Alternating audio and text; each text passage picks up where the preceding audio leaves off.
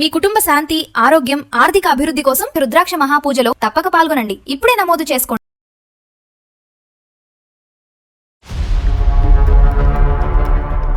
తిన్నావా ఉన్నావా అని కానీ పాపని కూడా అంటే ఒక మెకానికల్ లైఫ్ కి ఆయన ఇదైపోయారు.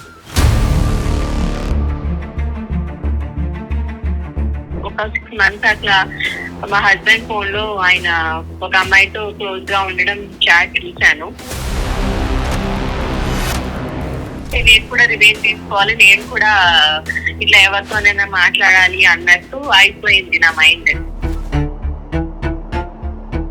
ఇతన్ని కట్ చేసేద్దాము అంటే నేను మాట్లాడడం తగ్గించేద్దామన్నా నేను మాట్లాడలేకపోకుండా ఉండలేకపోతున్నాను అతనితో. భర్త పక్కన ఉండేటటువంటి కంఫర్ట్ కంటే ఆఫీస్లో ఉండేటటువంటి కంఫర్ట్ డిఫరెంట్గా అనిపించటం అనేది ఒక ఆడపిల్లకి చాలా మానసికంగా వేదన. అంటే నేను ఒకటి అనుకున్నాను, అది ఇంకోలా దారి తీస్తుందేమో అని భయం వేస్తుంది నాకు. అమ్మ, marriage is a cooperation, not competition అమ్మ. నేను ఎంత ఎడిక్ట్ అవుతానంటే అతని కాల్ కోసం వెయిట్ చేయడము, అతని మెసేజెస్ కోసం వెయిట్ చేయడము. అక్కడి నుంచి వచ్చినటువంటి సంతోషం, సుఖం 1% అయితే మీ గిల్టు, మీ బాధ 99%. మీ మనస్సాక్షి మిమ్మల్ని గుచ్చి గుచ్చి గుచ్చి బాధ పెడుతూ ఉంటుంది. మీ మనస్సాక్షి అడిగేటటువంటి ప్రశ్నలకి సమాధానం చెప్పేటప్పటికే తెల్లారిపోతుంది. మీ ఆయన్ని మీరెక్కడ చూసుకుంటారు? సో కాబట్టి నేను చేస్తున్నట్టుగా, నా భార్య చేస్తున్నట్టుగా అనుకుని ఈ మ్యారేజ్ ఇంకో లెవెల్కి వెళ్ళిపోయి డిస్టర్బ్ అయిపోవచ్చు.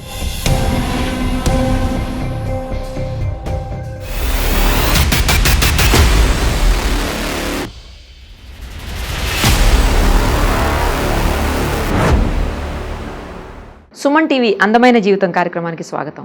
ప్రస్తుతం మనతో పాటు ఉన్నారు ప్రముఖ సైకియాట్రిస్ట్ డాక్టర్ కళ్యాణ్ చక్రవర్తి గారు. డాక్టర్ గారు నమస్తే. నమస్తే. ఒక మహిళ తను ఏం చేయాలో అర్థం కానటువంటి సిచ్యుయేషన్లో తను చేస్తుంది రైటా రాంగా ఏమీ అర్థం కావట్లే. ఆమెకు క్లారిటీ కావాలి. ఆ క్లారిటీ కోసం మన దగ్గరికి వచ్చింది. మాట్లాడితే మనకు కూడా క్లారిటీ వస్తుంది. తప్పకుండా మేడం, తప్పకుండా.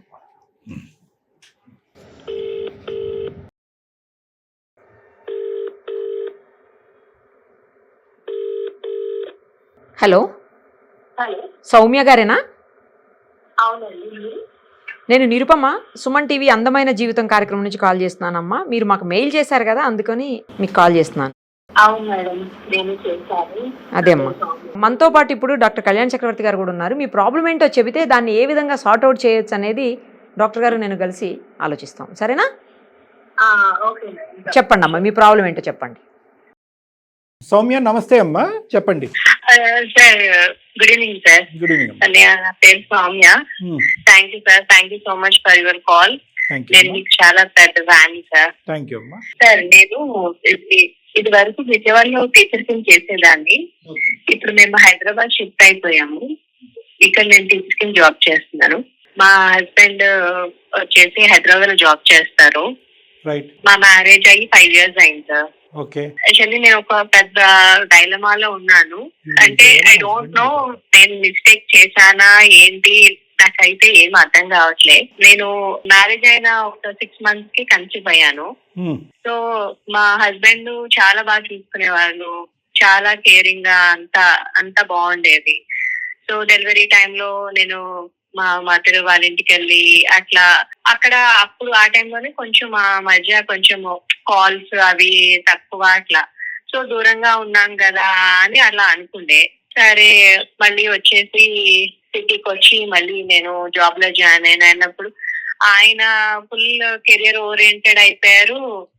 నేను పాపని చూసుకోవడం అలా అయిపోయింది. సో అసలు తిన్నావా ఉన్నావా అని కానీ పాపని కూడా అంటే ఒక మెకానికల్ లైఫ్ కి ఆయన ఇదైపోయారు. అంటే ఇది వరకు ఉన్నంత అటాచ్మెంట్ గానీ, ఇది వరకు ఈచ్ అండ్ ఎవ్రీథింగ్ గుర్తుపెట్టుకునేవారు సార్. బర్త్డేస్, మ్యారేజ్ అన్ని. ఒక 2 years నుంచి అయితే అసలు ఇవన్నీ ఏమి లేవు సార్. ఏదో నేను స్కూల్కి వెళ్ళి వస్తున్నాను, తను ఆఫీస్కి వెళ్ళి వస్తున్నారు, ఇలానే నడుస్తోంది. పాప ఎదిగిపోయింది. అంటే అసలు నాకు ఏమీ అర్థం కావట్లేదు సార్. అసలు ఒక 1 year, ఒక 6 months అట్లా మా హస్బెండ్ ఫోన్ లో ఆయన ఒక అమ్మాయితో క్లోజ్ గా ఉండడం చాట్ చూశాను. ఎప్పుడమ్మా 1 year బ్యాకా? 1 year back sir. అతను చాట్ మెసేజెస్ చూస్తే అతను వేరే అమ్మాయితో కమ్యూనికేషన్ లో ఉన్నాడు. ఎస్ సార్ క్లోజ్ గా ఉన్నట్టు నాకు అర్థమైంది. రైట్ అమ్మా. నేనే అసలు ఈ దగ్గరగా ఈ 1.5 year నుంచి చాలా బాధపడుతున్నాను. అడుగుతాను, తను నాకేం చెప్పడు. ఇప్పుడు ఆఫీస్కి వెళ్ళాక కూడా ఒక కాల్ గానీ ఒక మెసేజ్ గానీ ఏమి ఉండదు. సో నేను చూసాను, అంటే నాకు ఒకలాంటి కోపం, ఒకలాంటి బాధ వచ్చేసింది సార్. నాకు అంటే ఒకలాంటి ఎలా అంటే నేను కూడా రివెంజ్ తీసుకోవాలి, నేను కూడా ఇట్లా ఎవరితోనైనా మాట్లాడాలి అన్నట్టు అయిపోయింది నా మైండ్. నేను మా కొలీగ్ తోటి అంటే నేను మామూలుగా ఆయన హీఈస్ వెరీ జెంటిల్మెన్. సో నేను మామూలుగా మాట్లాడేదాన్ని. మామూలుగా ఇదివరకన్నా కొంచెం వాంటెడ్లీ ఇదయ్యాను. లైక్ నేను నా పెయిన్ అంతా షేర్ చేసుకోవడం ఆయనకి అట్లా. సో అతను నన్ను ఏమి జడ్జ్ ఏం చేయలేదు. యూ డోంట్ డిజర్వ్ ఇట్ అని చెప్పేవాళ్ళు అంతే. So he is very calm going. So అట్లా అలాగా. సో కానీ ఇప్పుడు అది ఏమైపోయిందంటే అంటే నా లోన్లీనెస్ ని నేను అతనితో షేర్ చేసుకోవడం అట్లా అలా జరిగింది. సో అది ఇప్పుడు నాకేమైపోయింది అంటే నాకు అసలు ఎందుకు నేను ఇంటికి వెళ్తాను, నా హస్బెండ్ నాకు ఉన్నాడు కదా, ఇతను నాకెందుకు నా మైండ్ లోకి వస్తున్నాడు అని. అది అసలు చాలా ఒక పాప ఉంది. అంటే అసలు నేను ఏం చేస్తున్నాను, ఇతన్ని కట్ చేసేద్దాము అంటే నేను మాట్లాడడం తగ్గించేద్దామన్నా నేను మాట్లాడలేకపోకుండా ఉండలేకపోతున్నాను అతనితో. సో నాకు అసలు ఏం అర్థం కావట్లేదు సార్. ఇది తిన మాట్లాడుతున్నాడు కదా క్లోజ్ గా ఒక అమ్మాయి తోటి, నేను కూడా మాట్లాడచ్చు అన్న ఇలా మా ఇద్దరి మధ్య గ్యాప్ వచ్చినప్పుడు నేనేనా సఫర్ అవ్వాలి, తన కాదా అన్నట్టు నేను అంటే వేరే ఏ ఇదిలో కాకుండా నేను వేరే మాట్లాడదాము అన్నది ఒక వేరే జంట తోటి ఇప్పుడు ఇలా అయిపోయింది. అది reason for starting the conversation is a problem. ఇప్పుడు conversation is never the problem madam.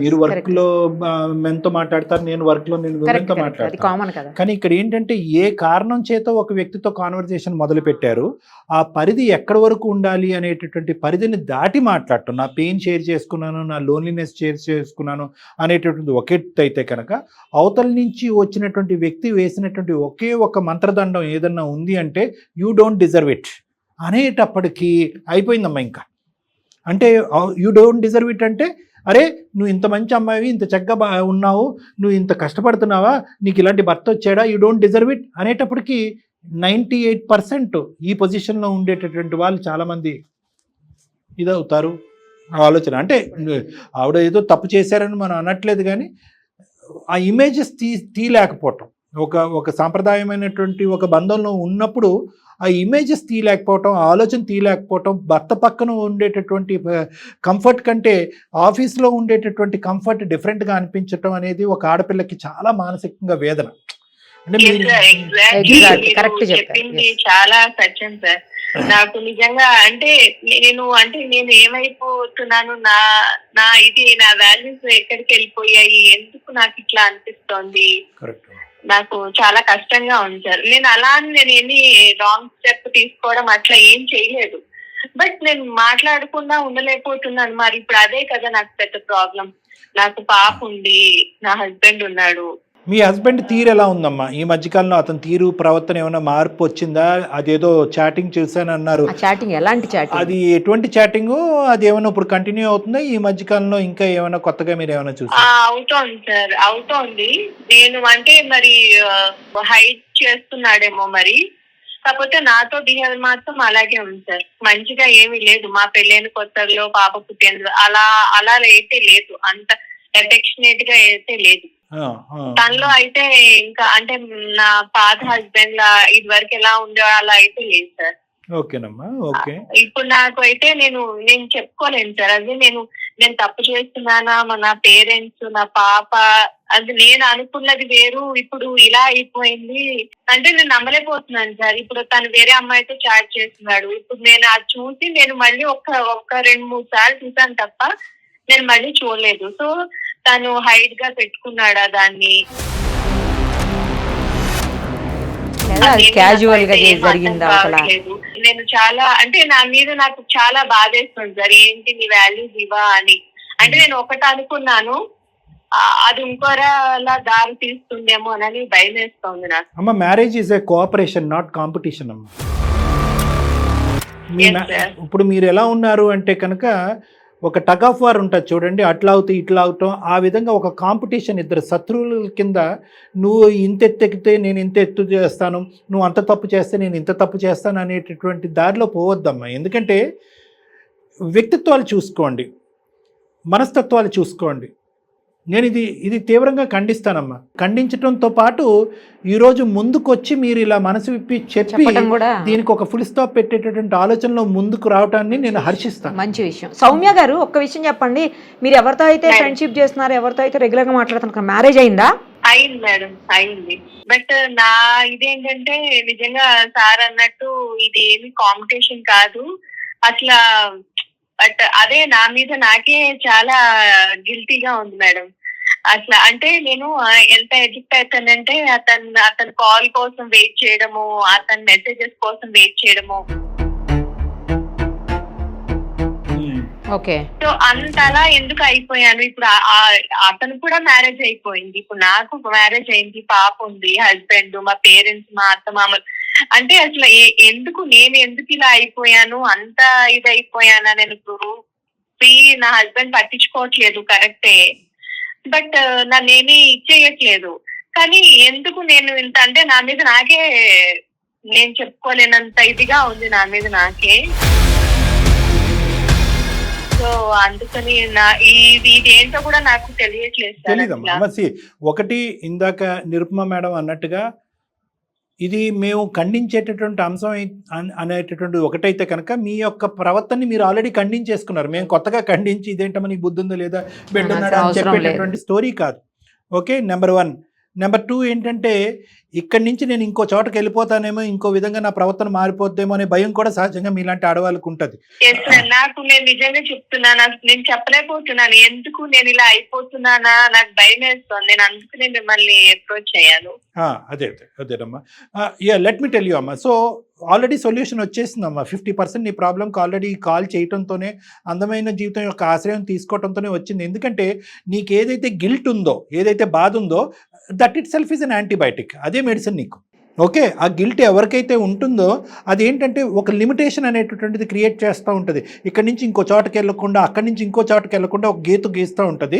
At the same time ఇక్కడ ఉన్నటువంటి సమస్య ఏంటంటే అక్కడ ఎందుకు కంఫర్ట్ వస్తుంది, ఆ ఆలోచనలో ఎందుకు కంఫర్ట్ వస్తుంది, ఆ మెమరీస్లో ఎందుకు కంఫర్ట్ వస్తుంది అనేటువంటి ఒక బాధ అయితే కనుక, ఇంకోటి ఏంటంటే ఇక్కడి నుంచి మీరు ఆల్రెడీ నేను ఒక తప్పు చేశాను అన్నట్టుగా మీరు ఫీల్ అవుతున్నారు కాబట్టి ఆ ఫీలింగు ఇక్కడి నుంచి ఇంకో లెవెల్కి వెళ్ళకుండా మిమ్మల్ని ఆపేస్తూ ఉంటుంది.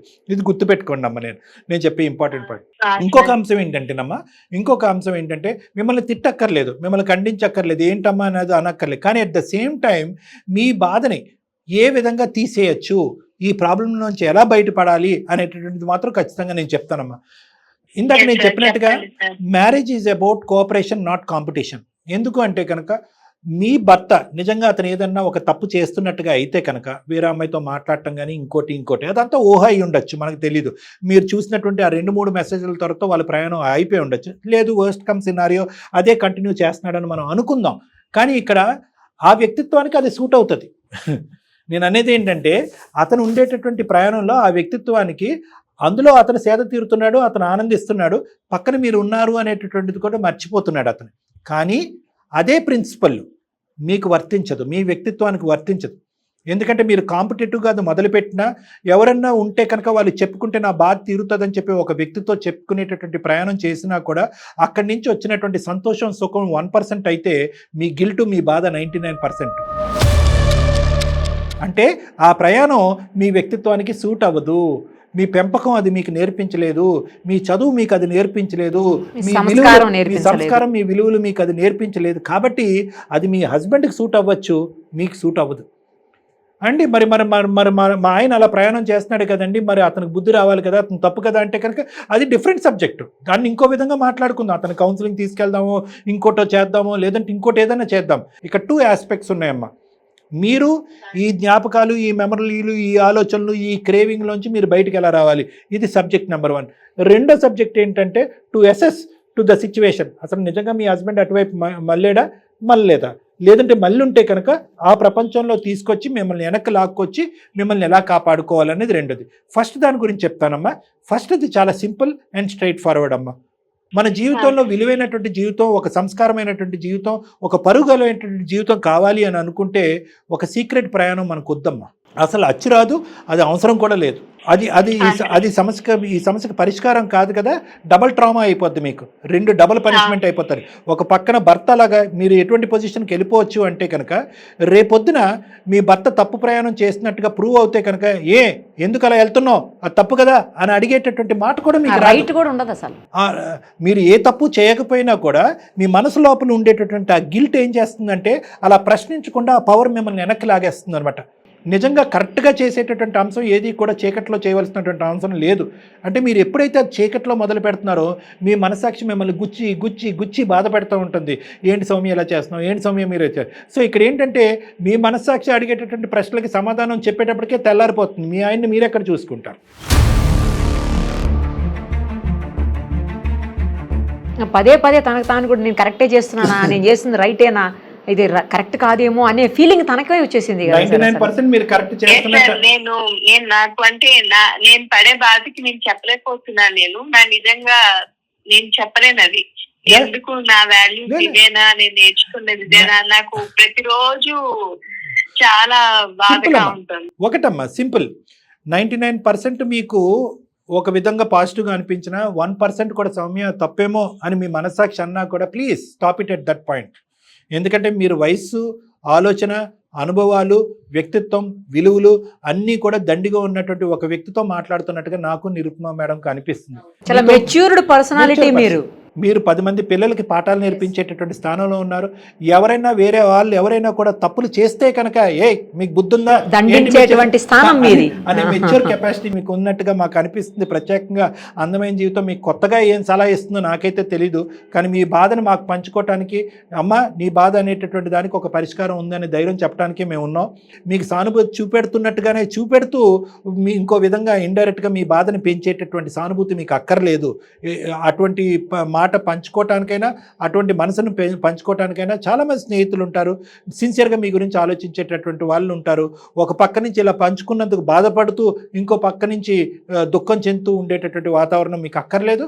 సింపుల్గా వాకౌట్ ఇవ్వండి, అతనికి రేపే చెప్పేసేయండి, నా థాట్స్ డైవర్ట్ అవుతున్నాయి, నా మానసిక పరిస్థితి బాగాలేదు, so this is not going to continue అని చెప్పండి. అవకాశం ఉంటే ఆ స్కూల్లో కాకపోతే ఇంకో 100 స్కూల్లో మీకు జాబ్ వస్తుంది, అక్కడి నుంచి మారిపోండి, మీ నెంబర్ మార్చుకోండి, మీ పాత మెసేజెస్ వాట్సాప్ అంతా కూడా కంప్లీట్గా డిలీట్ చేసుకోండి. ఎందుకు అంటే కనుక పొరపాటున మీకంట మీ ఆయనది ఎలాగైతే పడిందో అతనికంట ఇది పడితే కనుక అతను రెచ్చిపోతాడు, వేరేగా ఉంటుంది. ఎందుక నువ్వు ఇలా చేస్తున్నావు కదా అని చెప్పి నేను రెక్కలొచ్చిన పక్షిలాగా అతను ఎగిరిపోతాడు. అది ఒకటి. రేపొద్దున అక్కడ కనిపించేది 10% అయితే కనుక అతను ఊహ, ఎందుకంటే అతను తప్పు ట్రాక్లో ఉన్నాడు కాబట్టి అతను ఊహ 90%కి వెళ్ళొచ్చు. సో కాబట్టి నేను చేస్తున్నట్టుగానే నా భార్య చేస్తున్నట్టుగా అనుకుని ఈ మ్యారేజ్ ఇంకో లెవెల్కి వెళ్ళిపోయి డిస్టర్బ్ అయిపోవచ్చు. ప్రాబ్లం నెంబర్ 2, నీ భర్త. ఫస్ట్ ఆఫ్ ఆల్ మనం తెలుసుకోవాల్సింది ఏంటంటే అసలు ఎటువంటి కమ్యూనికేషన్, ఎటువంటి సంబంధం అనేది తెలుసుకుందాం. ఊరికనే మన ఊహకి రెక్కలొద్దు. సో అది తెలుసుకుందాం. ఒకప్పుడు అది కూడా సమస్యాత్మకంగా ఉంటే కనుక ఖచ్చితంగా ఇంకొక కాన్వర్జేషన్లో, ఇంకొక ఫోన్ కాల్లో మీ హస్బెండ్కి కూడా ఫోన్ కలిపి అతను ఏంటి అనుకుంటున్నాడు, అతని ప్రవర్తన ఏ విధంగా ఉంది, లేదంటే అతను ఒకప్పుడు క్లినిక్ వచ్చేటట్టయితే కనుక క్లినిక్కి తీసుకురండి, అతను కౌన్సిలింగ్ చేద్దాం, మీ మానసిక పరిస్థితి బాగాలేదు అన్నట్టుగా అతను తీసుకుని రండి, స్లోగా అతన్ని ఓపెన్ అప్ చేసి అతనికి అదేంటన్నది మనం తెలుసుకుందాం. లేదు అంటే కనుక ఇంకో ఈమెయిల్ పంపించండి, అందమైన జీవితం ఫోన్ ట్రాక్ ద్వారా అతను కాల్ చేసి కమ్యూనికేట్ చేసి అతను బుద్ధి మార్చేటటువంటి ప్రయత్నం చేద్దాం. ఈ రెండిట్లని కలపద్దు. ఇది వేరే సమస్య, అది వేరే సమస్య. ఫస్ట్ ఈ సమస్యకి తక్షణ కర్తవ్యంగా రేపే పరిష్కార మార్గం దీనికి మొదలు పెట్టండి, ఈ గంటలోనే మొదలు పెట్టండి. అతను ఫోన్ కాల్ కట్ చేయండి, అతనితో ఫోన్ చేయండి, కట్ ఆఫ్ చేయండి. ఆ విధంగా చేయండి. ఈ సొల్యూషన్ అనేది మనం వెంటనే దీనికి కూడా పరిష్కారం వెతకడానికి ప్రయత్నం చేద్దాం. ఓకేనా? క్లారిటీ వచ్చిందా? డైలమాలో ఉన్నారు, కొంచెం బయటపడ్డారా ఇప్పుడు? నాకు చాలా ధైర్యాన్ని ఇచ్చారు మేడం. షూర్.